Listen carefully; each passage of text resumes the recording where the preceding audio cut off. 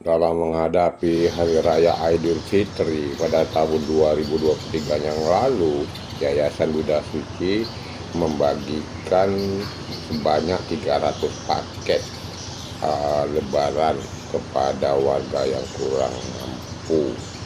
Kemudian rangka menghadapi Hari Raya Idul Fitri 2024 ini, Yayasan Buddha Suci kembali membagikan paket sebanyak 600 paket lebaran.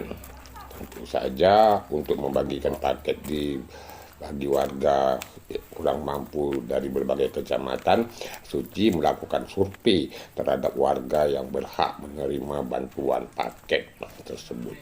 Total paket pada tahun 2024 yang akan dibagikan dalam menghadapi Raya Idul Fitri sebanyak 600 paket.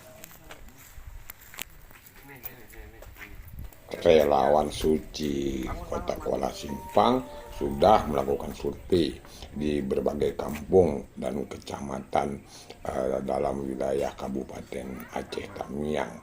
Total paket yang akan dibagikan dalam rangka menghadapi Hari Raya Idul Fitri pada tahun 2024 ini sebanyak 600 paket.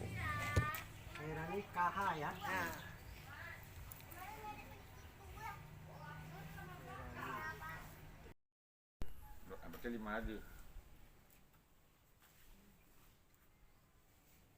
udah meninggal lakinya. Baru ya?